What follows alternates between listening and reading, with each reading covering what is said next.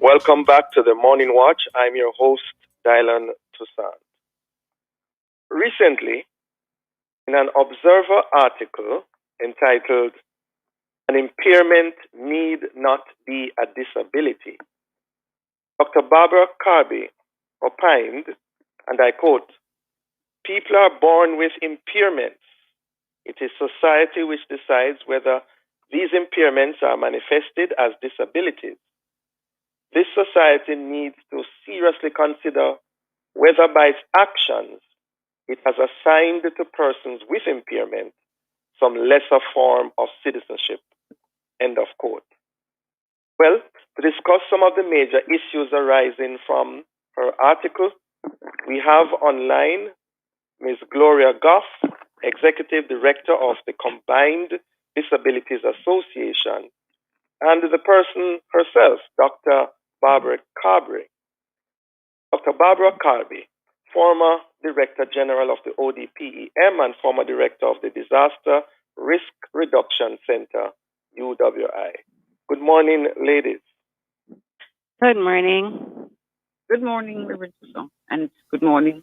Hi, Mr. Hi, Dr. Carby. All right, good to have you both. Dr. Carby, I'm curious, what prompted or caused you to write the aforementioned article, and what was the main message you were trying to convey? Okay, so actually, I have been involved with working with the Disabilities Association for some time. It actually dates back to my days at ODPEM, and I have maintained an interest in how vulnerable groups are treated in Jamaica. This article is actually based on research that myself and some colleagues did on information availability as well as attitudes towards persons with impairments in the Caribbean and Jamaica. So it actually sort of presents a layman's translation of the article which was published in a journal. Okay. Ms. Goff, what are your initial thoughts on the article? Well, the opening that you just did speaks exactly, Barbara.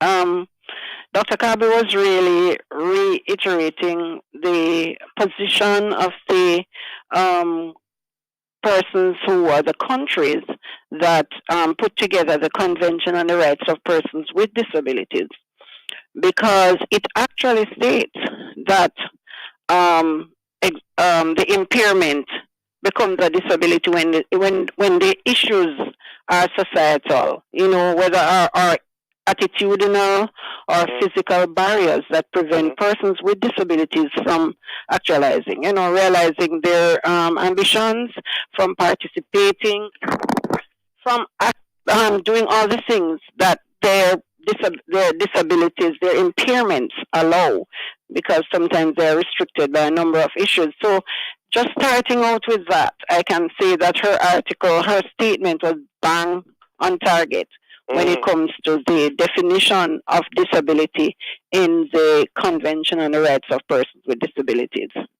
Okay. And speaking about definitions, Dr. Carby, for the record, what are the differences between someone with an impairment vis-a-vis someone with a disability?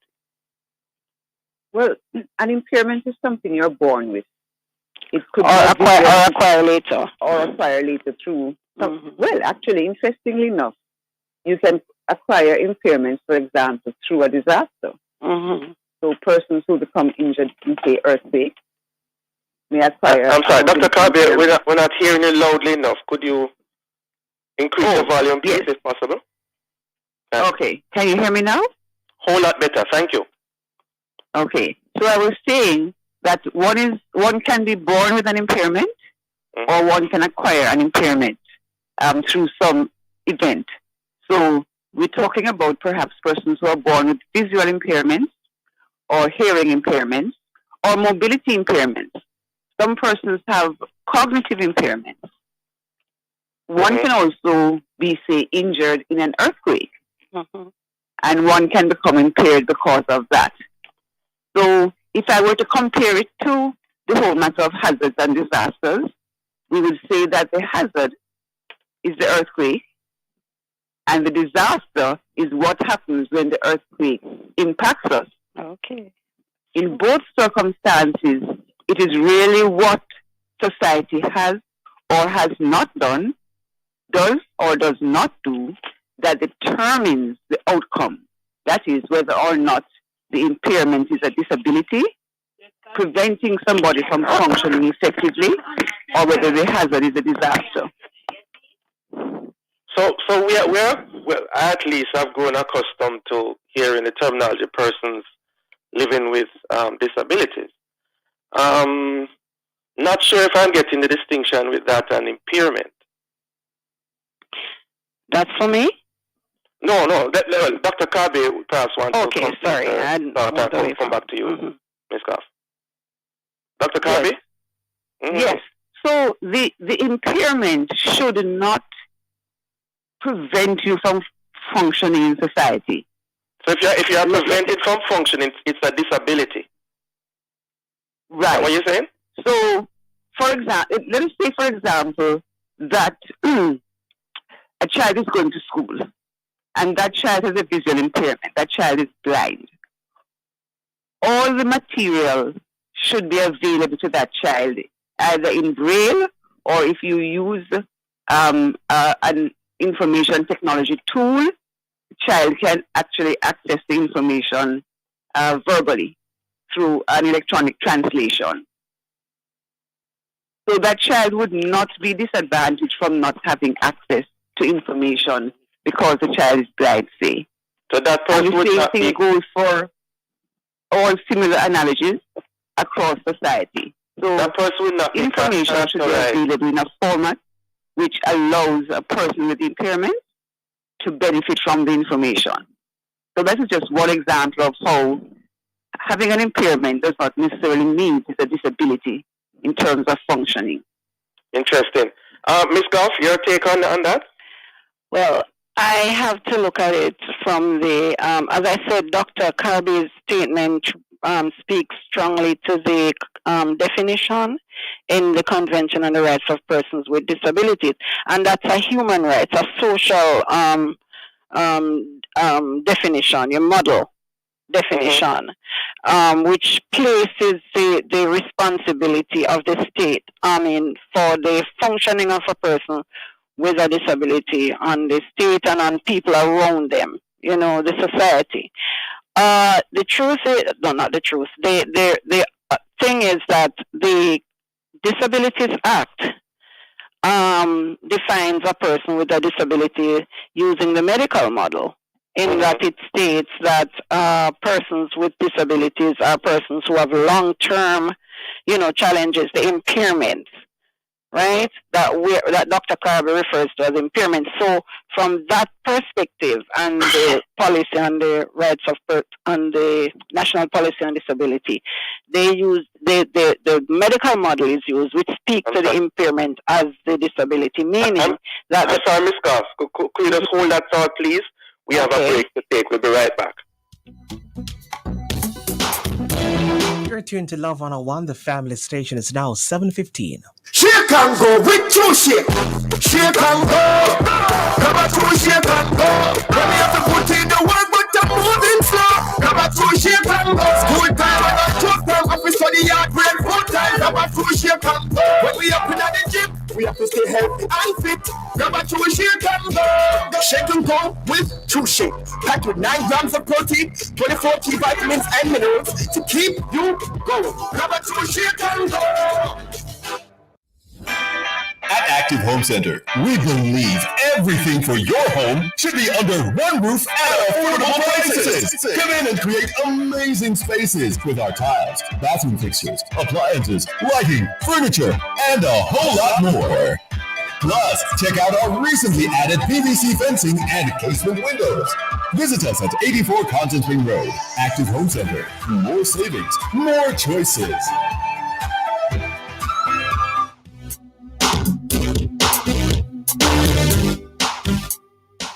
Welcome back to the Morning Watch. Thanks for staying with us.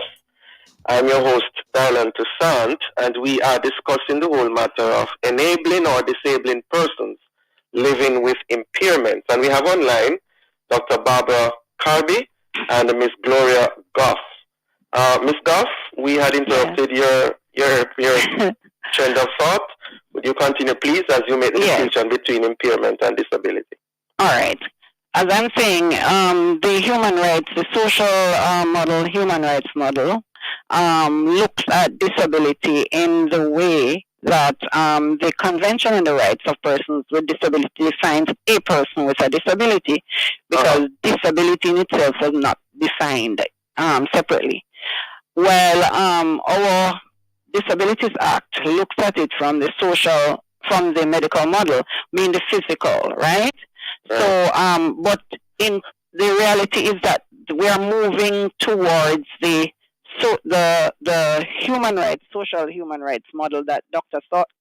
Kirby mentioned. So, not to confuse you, I'm just simply saying that if you ask from the Disability Act perspective, it will say the person with a disability is a person who has long-term impairments, and it speaks about that prevents that person from functioning effectively in the society. Well, the convention adds without the support in the society because of the fact that we have attitudinal barriers, physical barriers that prevent them from functioning. So it's not that Dr. Kirby's definition is wrong, because that's where we're moving towards. But there had been in some, no, I wouldn't say disagreement, some difficulty in coming up with a definition globally that fits all.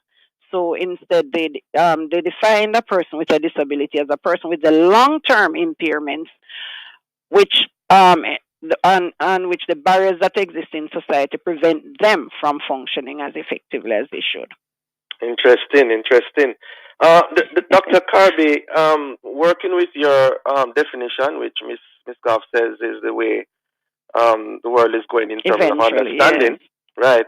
What are the ways, I don't like for you to emphasize in regards to our society, the ways in which society is guilty of disabling persons living with impairment?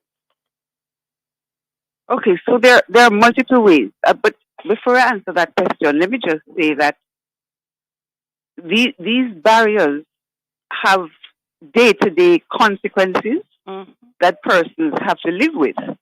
And I give an example, for example, in the article. For example, if you are, let's say you're hearing impaired, that is to say you are deaf or you have lost a high percentage of your hearing. How do you function in a pharmacy? How do you function in a bank? How do you transact that business? Because it's all based on speech. Now, when we interviewed some persons with disabilities, hearing impairments, that is to say, which are now disabilities in the public sphere, they were saying that sometimes they will want to ask a question and they will be there trying to write the question to give the question to the person. And, the person is very impatient. They can't bother with that. They want to hear what you're saying. The reality is that many persons with hearing impairments also have a speech impairment. Yes. So it is difficult for them to function in society. So the question for society would be, how can we provide the means for these persons to communicate widely on a day-to-day basis? We are now, I'm happy to say, becoming more and more aware of the fact that there are persons with mobility impairments. So, for example, I think it was last Labor Day. Yes. The ramps were being put into buildings and so on.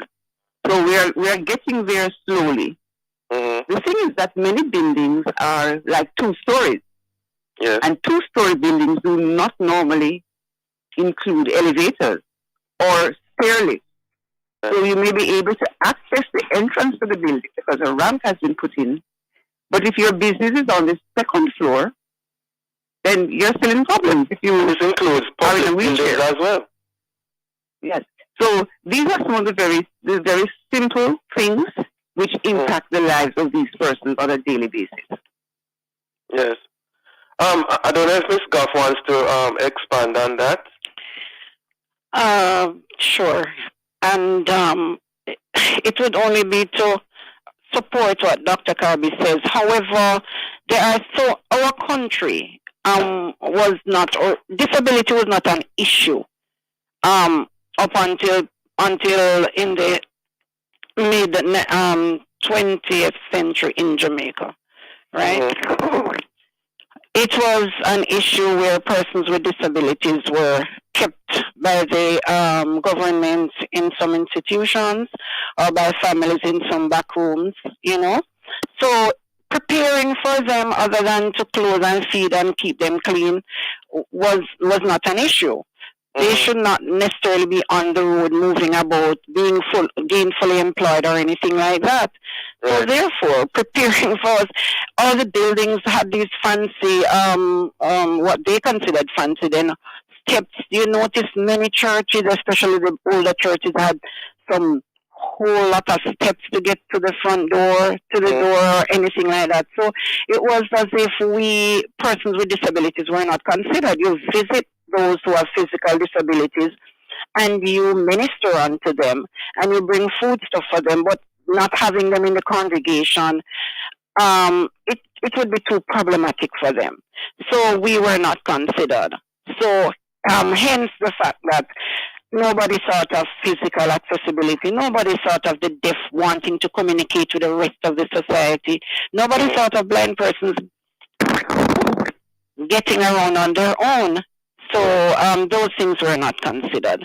So here comes those persons who know that things can be different, starting with the 1927 when the Salvation Army started the School for the Blind here, and in the 1940s when you have the Society for the Blind, and the list goes on, and the Jamaica Association for the Deaf soon after, and the list goes on. So I'm saying this is a new dispensation, this is a new thought, this is where persons with disabilities need these things. But we had already constructed our laws and our society in terms of the physical infrastructure in a way that is very English or very European, because the slave masters owned us, and those countries were colonies, so we were not thought of. So hence the problem now. And it's not a quick fix, but I think the fix is going too slowly. Yes, and we're going to talk a little bit about the fix, but I gather that there were some improper words and or phrases that people would use to identify individuals living with impairment or disabilities. Ms. Goff, you want to tell us more on that in terms of how the vocabulary has changed and is changing? Okay. If you even read the Bible, and starting with the Bible that most of us know about, the terminologies used in there are the ones that, like cripple and that was the interpretation back to English when they wrote the Bible, right? So nowadays, it cripple and even hearing impairment, the deaf in Jamaica they do not want you to refer to them as hearing impaired. They say that's a medical model and only the doctor should use it. They are deaf and they are comfortable being called deaf or hard of hearing. Oh, they're comfortable being called deaf? Oh, yes, they are. They're very comfortable being called deaf. Or if they can hear some, then they were comfortable with hard of hearing. And when we were growing up, hard of hearing sound like hard ears, yes. That's what I'm saying. I wonder about that one, because hard ears is a negative thing. No, man. If you couldn't hear well, then would have same hard of hearing as well. Yeah. So they're comfortable with hard of hearing or deaf. They only want the doctors to use hearing impairment. That they are hearing impaired. Sorry. Blind. No, we are comfortable with blind. Okay. But we have blind, we have low vision, we have visual impairment. All of those things are used. Handicap is out. Miss Goff? Miss Goff? Yes? Yes, handicap is out, right? Yes, handicap is not out except it's out referring to a person with a disability, but it's not out when you're talking about the barriers. So we refer to handicap now as barriers that exist to prevent us from all the things that we want, the full participation and the ability to function effectively. So handicap is a barrier. So if I come to you for employment and you see my disability first, your attitude is a handicap to me. It's a barrier. So it's a synonym for barrier for us. Okay. So other words, we don't idiots and lunatic that they used to refer to people with mental disabilities. We don't use that anymore. And intellectual disabilities, we don't use that anymore. We don't use mental retardation anymore. Dr. Kirby, the way forward now, what are your recommendations to the society as a whole? Well, I think one of the things we have to recognize is that anybody living with any kind of impairment at all has a right to be a full citizen of the country. And it means that they have a right to participate in all the business of the country. And they also have a right to contribute to the country. I think one of the issues we have very often is that we cast these persons as victims and we see them only as in need of help.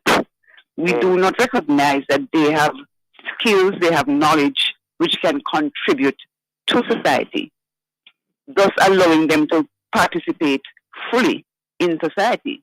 So we need to recognize that these persons, they have rights to full citizenship. They have skills, knowledge, experience, which can contribute to the society, just like the rest of us, and that they actually have a right to all those aids which will allow them to function fully and effectively in society like the rest of us. So yes, ramps are good. Let us make sure that our sidewalks are in a state so that persons using wheelchairs can actually use the sidewalk. That persons who are blind, if they're happy with blind, I'm happy with that. They can use the sidewalk without encountering obstacles. If we're giving out emergency information, public service announcements, and so on, then everybody should be able to access that information. So it's not enough just to have it verbally. It also must be visual, and you really should have sign language interpretation as well. Yeah. Oh, yeah. We shouldn't, the point is we shouldn't be seeing these things as extra. We should be seeing them as part of our normal rollout to enable all our citizens to function effectively. So we need the attitudinal change, we need the physical changes, and we need the changes, many of which increasingly will be coming through technology that allow our citizens to access information. We have to leave it at that. Dr. Kirby and Ms. Goff, thank you so very much for joining us this morning. Have a blessed day, ladies. Thank you for having me. Great. My pleasure. Great. Listeners, the Morning Watch will return in just a moment.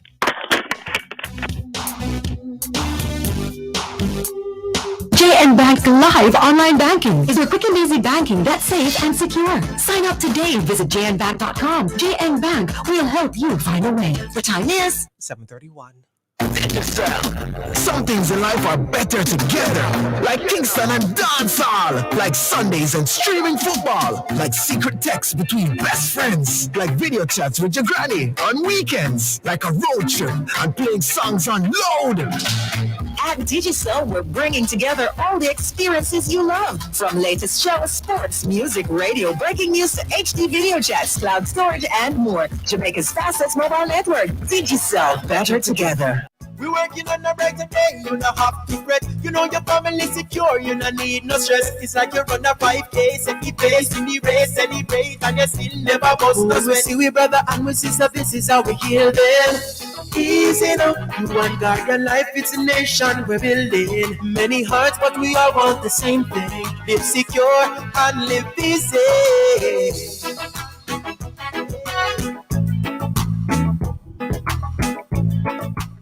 I know, man. She gets out of bed even when she doesn't feel like it. She works long hours and rarely gets a break. She gives of herself every single day and has a very important job.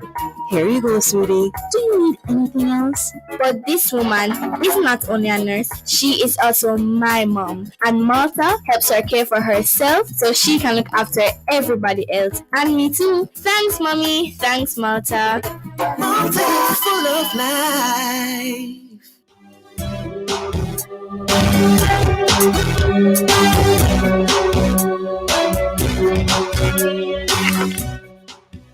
Welcome back to the Morning Watch. I'm your host, Dylan Toussaint. We're going to take a look at the newspapers to see what Jamaicans and others are saying and doing. In the Observer, budget cut, no threat to COVID-19 relief spending, says Finance Minister.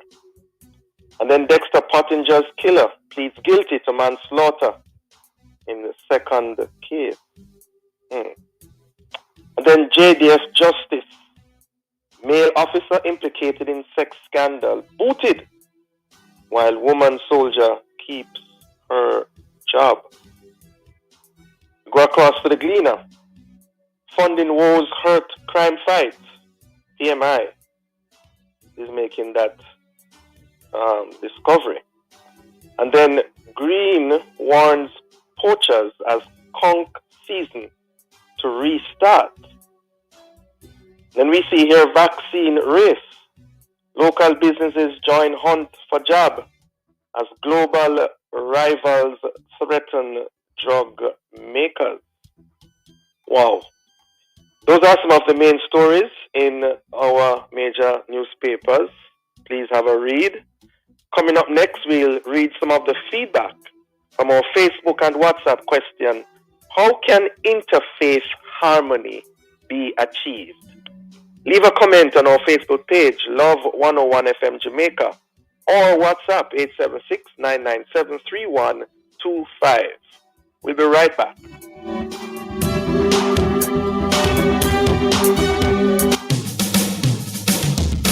You're invited to listen to Dollars and Cents every Thursday at 8:16 a.m. We'll give you tips on how to make your money count, how to save, and how to grow your worth. It's all inside Dollars and Cents, brought to you by BPM Financial Limited, taking you higher. That's Dollars and Cents every Thursday at 8:16 a.m. on the family station, Love 101.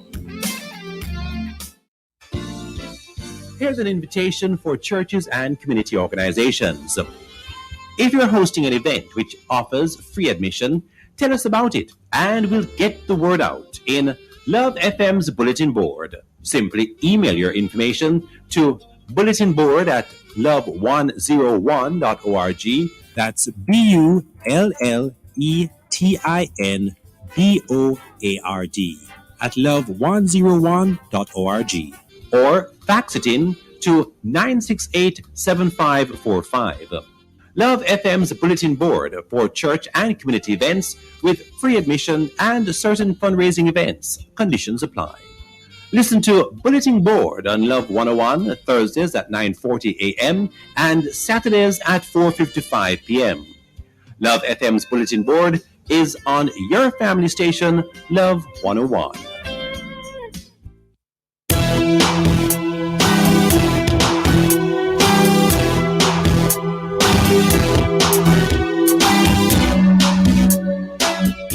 Welcome back to the Morning Watch. Thanks for staying with us. I'm your host, Dylan Toussaint. We're now going straight to the second watch. And as we do so, we realize that we are drawing nearer to the month of February. And in so doing, it is worthy of note that the first week of February is designated World Interfaith Harmony Week. And history records that in 2010, United Nations General Assembly adopted an initiative launched by King Abdullah II of Jordan to hold World Interfaith Harmony Week. So we understand that the aim of the week is to reportedly facilitate dialogue among different religions and to spread the message of interfaith goodwill in the world's churches, mosques, synagogues, temples, and other places of worship. But how realistic is this in Jamaica? In Jamaica, which is known as a Christian country. To answer this and other related questions, we have joining us so far online Canon Garth Minot, lecturer of the United Theological College of the West Indies. Good morning, Canon Minot. Good morning, Dr. Toussaint. How are you this morning, sir? Thank God, doing well. Yes. Thank you. That's good to hear you. Yeah, man, same here. We hope to be joined by a lecturer from the Jamaica Theological Seminary momentarily. But we continue with you, Canon Minot. Sure. What is your understanding of interfaith harmony? Okay. Well, thanks again, and morning to your listeners. You mentioned the United Nations resolution, which is promoting interreligious and intercultural dialogue, understanding, and cooperation for peace. So that speaks volumes in two ways. One, interreligious dialogue is paired in the resolution with intercultural dialogue out of the recognition that religion is a cultural construct. Religion emerges out of the existence and operations and evolution of culture, and therefore it is a people-centered operation. Yes. And so the United Nations is recognizing and affirming that religion is as important as culture in the evolution of a civilization. But more importantly, the sort of objective of this is the purpose of peace, or the goal of peace. So that the United Nations, which in itself an institution representing advocacy for peace, is arguing for the promotion of peace in the world. And the United Nations sees religion as a critical component, critical tool in achieving peace in the world. So therefore, I think it's quite appropriate for the establishment of this observation, a global observation of religious harmony or interfaith harmony for the sake of peace in the world. So harmony is interpreted precisely as what? Is it that you have seen eye to eye with all the tenets of the different religions? Is it that you can worship together, comfortably, freely? What does harmony mean there? Let me answer it first in a negative way. Okay. That harmony is not uniformity. It is not to say that all Jews will become Christians or Muslims will become Baha'is or Rastas will become Christians kind of thing. That's not what it is. All the religions will continue to exist in the same way culturally. Americans cannot be Jamaicans or Jamaicans cannot be Barbadian, etc. In the same way cultures are unique, religions are unique. So therefore, harmony is not uniformity. Harmony is differences coexisting, working together, collaborating, cooperating with a recognition and a respect for the dignity of each person and the difference in each person. In the same way, dialogue, that each of us has a different fingerprint. And you can't erase your fingerprint. In the same way, it's difficult to erase any religion, and in fact, we should strive to do that. So, harmony is about respect for difference. Yeah, that's the way I would put it. Yes. And in so doing, what are some of the challenges that you have observed or experienced in trying to foster this interfaith harmony over the years? Well, let me start first with the positive before I come to the challenges. There's a former principal of the University of the West Indies who said to me some years ago that the Caribbean and the CARICOM territories in particular should advertise the way religions have coexisted in our region for centuries. That we have not been known for some of the violent outbreaks and so on between and among religious groups in the region. And we have a story to tell to the nations in terms of the harmony that exists in our region. Now, I know that you and some of your listeners will probably turn up your eyes and say harmony within the Caribbean.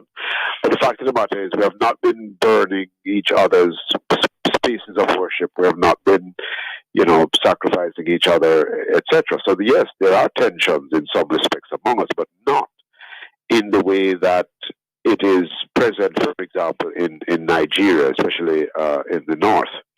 So on the positive side, we have been practicing interfaith in the Caribbean. In Jamaica, in the 1980s, the late former Governor General Howard Cook and Reverend Ashley Smith, former president of the United Theological College of the West Indies, and other religious leaders in Jamaica formed the Interfaith Council. And that organization has existed since then, and they've been working together. We can come back to that later. So on the positive side, we have had and continue to have very good interfaith harmony in the region. The challenge, as you said, is, for example, in terms of doctrinal differences. And again, I come back to fingerprint differences, so that's not surprising.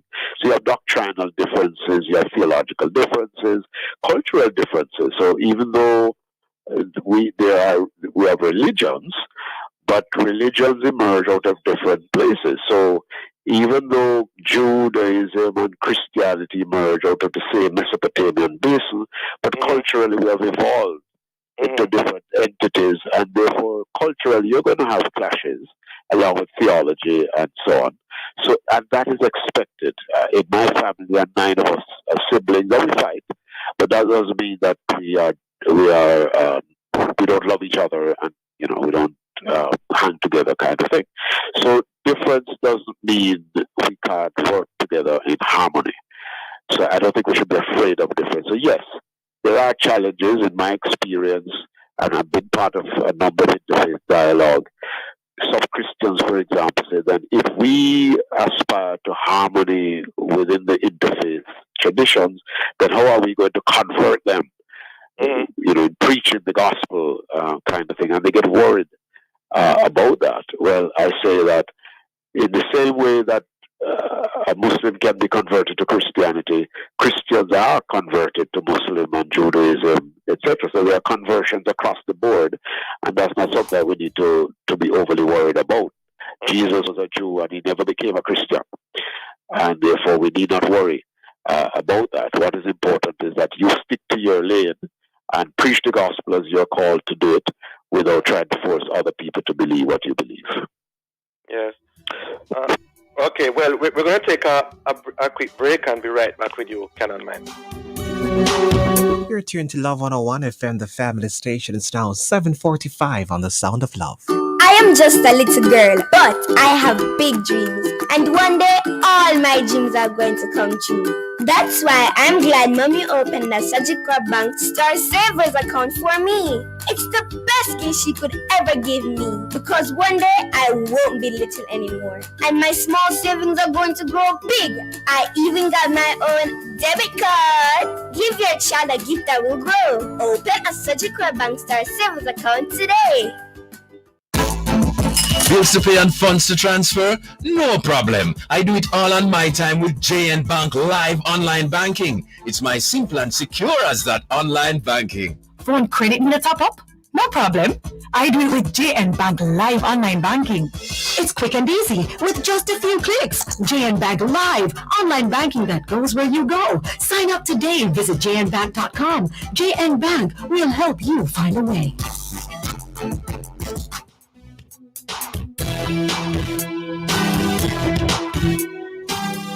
Welcome back to the Morning Watch. Thanks for staying with us. I'm your host, Dylan Toussaint, and we are having what I regard as an interesting and insightful discussion on the whole matter of interfaith harmony.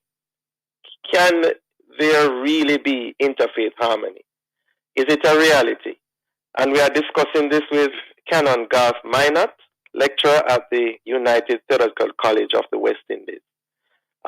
Canon Minot, before the break, we were trying to drill down in terms of what is interfaith harmony. Now, which religions are normally associated with this attempt at interfaith harmony? Is it all the religions, Canon? Yes, all the major religions. So Christianity is usually represented by one of the denominations of the World Council of Churches or the World Council of Churches itself. The World Council of Churches is an ecumenical organization that was established early in the 20th century, right, and it continues to function as a world body representing a number of religions, largely the what we call the mainline traditions, Orthodox, Roman Catholics, and so on. But in recent times, it has been working in collaboration with a number of the evangelical traditions. So the World Council of Churches usually represent at the higher level, like at the United Nations, for example. And then, of course, the Muslims, the Jews, the Baha'i, Rastas, etc. So all of these religions are represented when we talk about interfaith harmony. Did you mention the Hindu a while ago? Yes. Well, yes. No, I don't think I mentioned Hindu, but yes, the part of it, yes. Okay. Let me tell you why I'm zeroing on Hindus. That my first, the only time I've been to the UK years ago was 2005, I believe. And I remember eating in a restaurant and, just deciding to chit-chat with a gentleman who was immediately in front of me about religion. Turns out that he is Hindu. And I'm there talking about my Christian faith, belief, and practice. And he's looking at me, and then he says, that is why, and I'm paraphrasing, that's why he's sorry for us Christians. And I said, why you said that? And he said, because you Christians only have one God. You Christians only have one God. And he was alluding to the fact that in Hinduism they have more than one God, and therefore the more gods you have, the stronger you are. And that for him was a barrier. What's your take on that? That for me is consistent with the culture from which he comes. The Indian culture is dynamic. It's the diversities of cultural expressions into which will fall beliefs in divinities. Yeah. Now, strictly speaking, when he says we have more than one God, they still believe in a higher being, what we would call, the one God kind of thing. Mm-hmm. But one of the cultural constructs that you probably miss in his conversation, in Christianity, we have a way of talking about my personal belief in God. Mm-hmm. Now, in the tradition from which he's speaking, the personal belief is in a God who is close to me. So I have him on my dining table at home. I have an image of that God on my dining table at home. So I can personally relate to that God in terms of the pain I'm feeling in my feet. I don't have breakfast this morning. I need clothes. My neighbor needs food. So I can have a personal conversation with God represented by the image that is there with me. Mm-hmm. So I don't think it's any different from saying I have a personal relationship with Jesus. What a friend we have with Jesus, all our sins and griefs to bear. I don't think that's any different from that. So what you are probably not representing is the cultural difference. Mm-hmm. And it's something that we need to study a bit more in terms of what is culture and how do we understand culture. Because we should separate religion too much from culture, which is what the United Nations resolution is doing. pairing religion and culture, so we get a greater and deeper appreciation of each other within the context of our differences. Would you canon worship in a Hindu setting? Temple? Yeah. In a Hindu temple, of course, definitely. And one of the reasons I do it, I've never done it, but I certainly would, is Jesus is a Jew and was a Jew, died a Jew.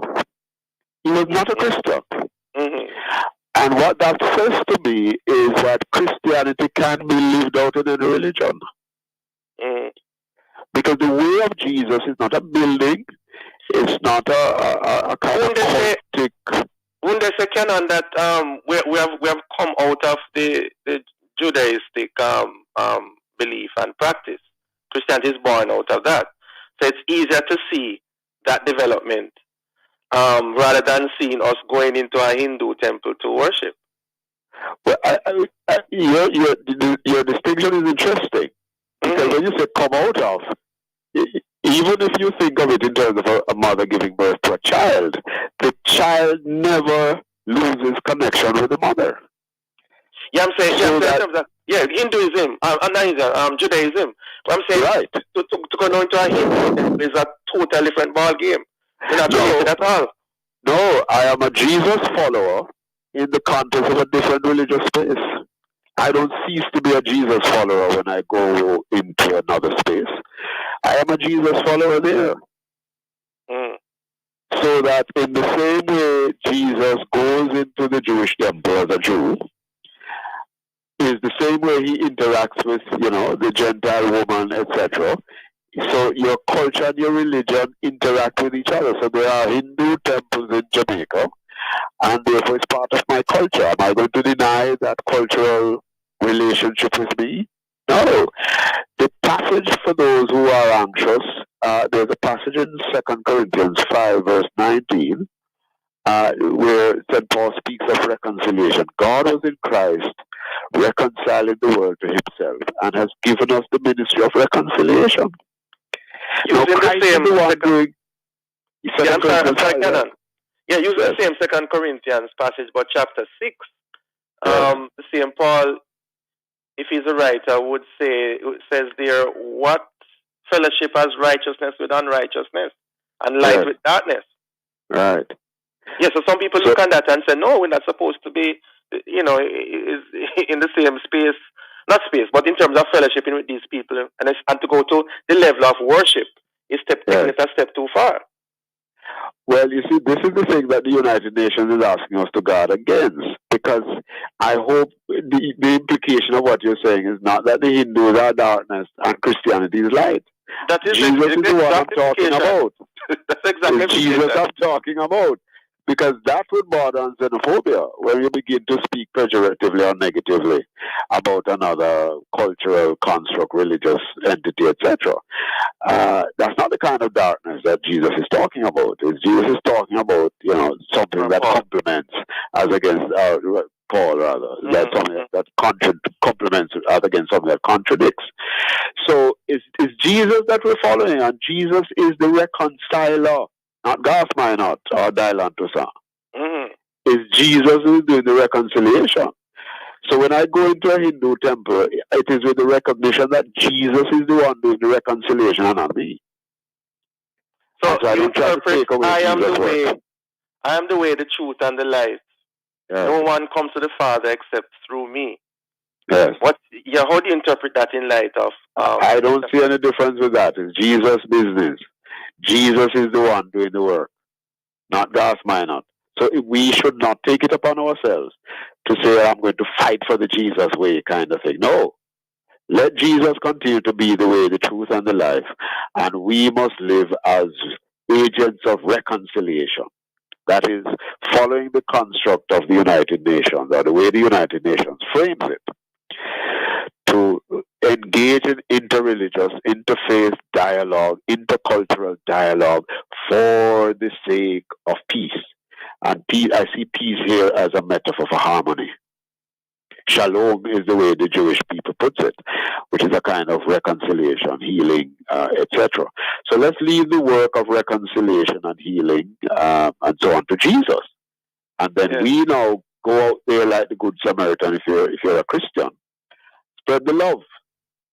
You know, share the goodness, share the goodies, etc. And don't worry about how Jesus is doing Jesus' work of reconciliation. But a greater thing, Dylan, and I said it earlier, we must celebrate in our region the level of harmony that exists within us and among us as a region. I think we beat upon ourselves too much into thinking that, there's so much divisiveness in our region. Well, if I take you down to Sudan, for example, or to, as I said earlier, to North Africa, or to Egypt in some places, and you see the kind of religious bigotry that exists there, trust me, you'd want to come back home to Jamaica or to the Caribbean. This is paradise in terms of interfaith harmony. There's a concern. There's a concern that there's a push over the years for one world order, system of government, and the argument is that it's being pushed through religion, and the idea is that with this whole thing of universalism, that you have this one thing, one belief, and everything. What's your take on that? Isn't this what are the concerns that is out there? That's a serious concern. Well, we would need another show to dissect that. But one of the things I want us to keep in mind, it goes back to your conversation with the Hindu about God and the way we understand God. Because God is one, certainly from our vantage point as Christians, and we talk about monotheism. God is one. So should we be anxious then about oneness and harmony and unity? Should that be something we celebrate? That there's this quest for oneness. So I would celebrate that. What I would say is that oneness, unity cannot be contrived, and it therefore should not deprive focus on differences. So if we're working towards one world, harmony, etc., it should not by any means deprive us of difference, because Jamaica cannot be subsumed into anything in terms of its cultural difference. Neither can Christianity be subsumed in anything else in terms of its theological differences, etc. So one world, one religion, whatever it is, does not mean the denial and separation of difference. So harmony, as I said at the beginning, is not uniformity. It respects difference and the dignity of each person, and by extension, the dignity of each religion and the dignity of each culture. Interesting. Well, Canon, as you said, we perhaps would have need another program to deal with that. But we are totally out of time. We want to thank you so very much for having joined us this morning and for stimulating discussion, I believe, in regards to religious harmony. Have a productive and blessed day, Canon. All the best. All the best to your listeners. God bless. Great. Thank you, listeners, for being with us. For information on how to get copies of this program, call our production department at 876-968-9596 to 7. This has been the Morning Watch. Thanks to our producer, Miss Kathy Gale, and our guests. Please join Mr. Stokely Marshall next week as he continues to look at the issues of the day. I'm Dylan Toussaint, reminding you to be purposeful, faithful, thankful, and watchful as I hand you back to Love in the Morning with Shavani Blair. Enjoy Grace Reduced Sodium Corned Beef. Grace gives you better choices for a better life. The time brought to you by Grace Kennedy is 8 o'clock, folks, on the family station Love 101. It's time for the program.